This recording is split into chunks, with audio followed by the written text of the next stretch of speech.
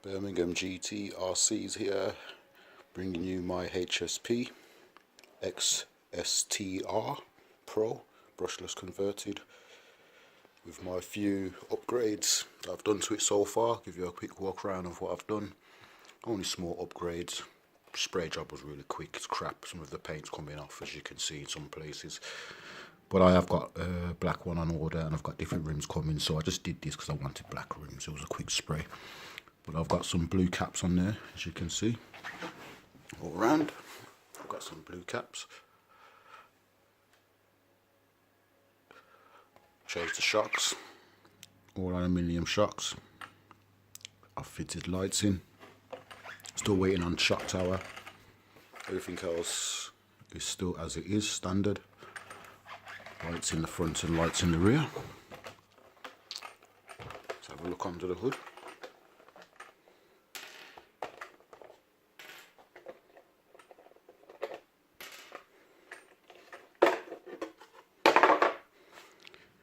And here we have it. We have gyro is fitted. Got the sensitivity turned down quite low so it doesn't interact too much.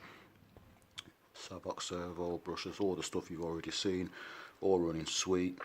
I have changed the pinion and spur to a metal. It has a 17 tooth pinion and a 64 tooth spur. It came as a combo, so they're matching. The mesh is beautiful. Rolls very freely. Sounds very sweet. Not loud at all. So up to date, I've had this running at 49 miles an hour. Just on some test runs I was doing. So I'm going to actually do a live video and actually show you the speed itself. Doing nearly 50. Hopefully I might get it to 50 or over. I've changed the bearings. This came with bush bearings, so I've changed the bearings all around, so I've got proper bearings in there, which helps with the speed and everything, and it's improved the speed and performance. Definitely changing the bearings, putting better shocks in, thicker shock oil again, for just the ride height. So as you can see, there's not much travel upwards, but the dampness of the shocks really stops you from hitting that bottoming out. So you can see, giving it a good push down there. Same again from the rear. Let's see if I can get it good handle on it. There you go. Just about touching the floor.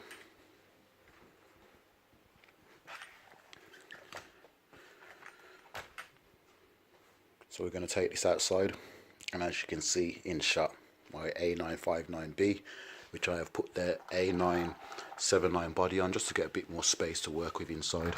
Everything was really squashed. We're running the same setup on both cars, so we're going to see how quick they go. This weighs about 1200 kilograms, that weighs 2000 kilograms, so that's like 2 kilo, 1 kilo and a little bit. So this is going to be a lot faster, and everything being a lighter car, and the gear setup on this obviously is a bigger gear ratio setup with a 27 tooth, and I can't remember what the spur is, but obviously it's geared higher. So this is going to go a lot faster than what that will go. This will do 40-50 miles an hour without even trying. I did take it out for a high speed run, and I do apologise guys, because basically I lost the footage. I took all my cars out, crashed my Locton into the curb, tyre came off because the front ones weren't glued, battery fell out, put that back together, had that running my Locton at about 35 miles an hour. I took out my 1/10 hoisin, is it called, with the brushless setup I'd done in that, but the chassis is kind of weak with the way I've set it up, so trying to do a high speed run, it was twisting the chassis and lifting one wheel off the floor. So every time it done that, the car would steer away to one side, so it was very difficult to get the power down in that. So I've stripped it all out, and I'm going to slightly try and redesign the chassis to make it stronger. So that's back in the shop, ready to get some work done on that.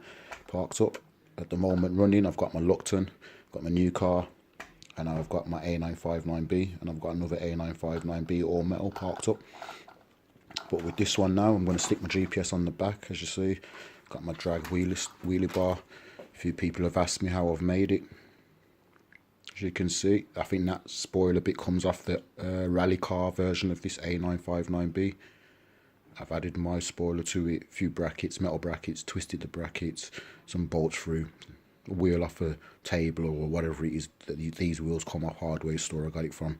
Bit of plastic cut to shape to fit in the gaps, screwed it to the hole in the differential case, a couple of bolts through the bottom, through the holes that came in the brackets. Bracket had holes all the way along. Through bolts through. I've left the long bolts because it holds the GPS in. So I'll be taking this out and giving you a high speed run, and I'll be giving you a high speed run of this. So we're going to see two cars getting a high speed run, because that one is long overdue. Long overdue, guys. I'm really sorry about that. So yeah, I've had a nightmare, and then I lost the footage of me running the cars, you know, trying to do that high speed run. Basically it was a failed day really. I had the gyro was messing about with this one. It was really wobbling the car at about 40 mile an hour, so I had to keep backing out, so I couldn't get over 40 mile an hour, and then the wobbling was starting. I've turned it right down even lower, so it's not doing it now as far as I can tell, so I'm just going to go for it and see what happens. And this one was getting a little bit of a wobble from this gyro, so I am going to change the gyros what I use. I'm not too impressed with these gyros.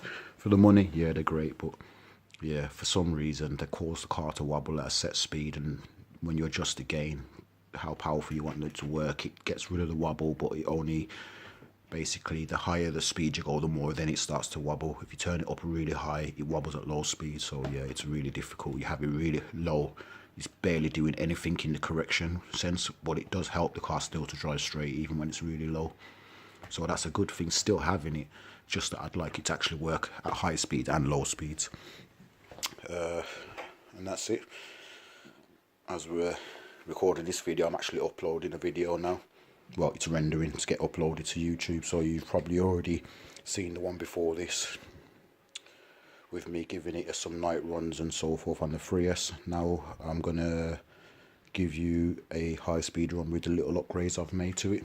So far I've changed the suspension parts in there, all metal. I've put a bolt in there because when I put this metal one in, the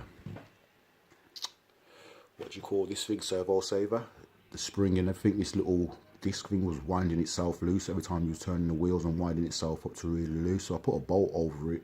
Basically can't wind up any higher than that now.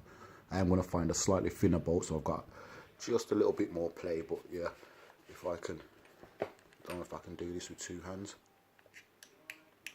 Not much play.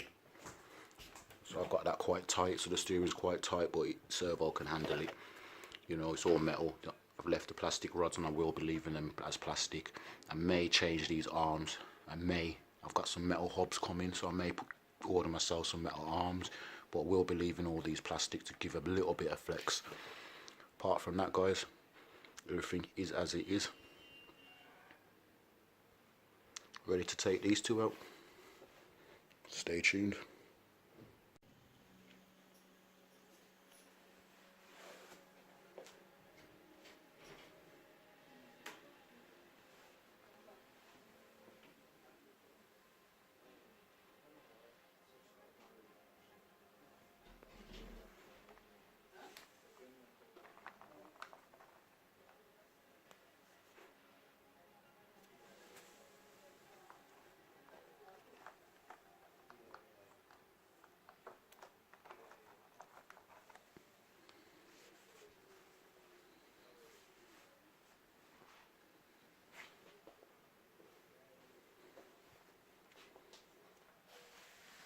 Yep, riding real nice, this car.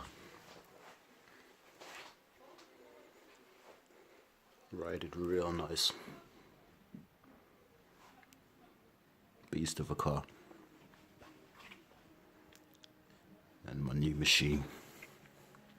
See what we can get out of this. If I can get it over 75 mile an hour with my gearing that I'll be putting in there, I'll be happy with that. And I'll be happy if this is doing the same. If both of them get over 70 mile an hour on 3S, I'd be happy, but this one's probably going to struggle on 3S. I have got a 4S set up. I'm going to be ordering for this, so this will be running 4S while this will stay at 3S. So yep, stay tuned for the 4S upgrade on this when this one comes. When I do go 4S, I will gear it up. At the moment I'm having fun as it is.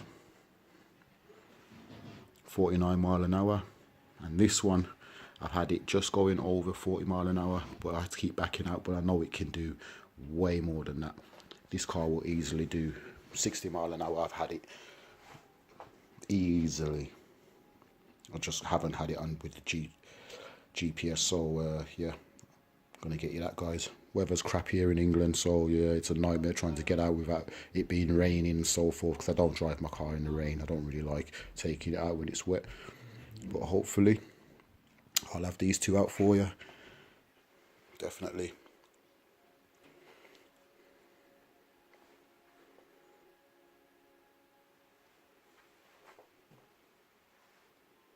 Let's switch the lights on, you see how it looks. There you are, guys. Both of them, as you can see, running lights, front and rear.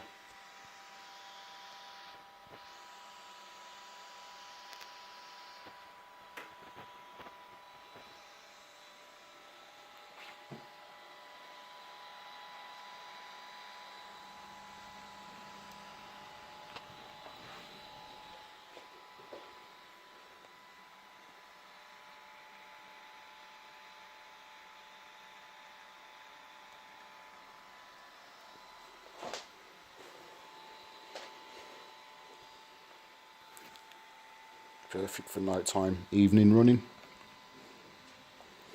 Looking set real nice.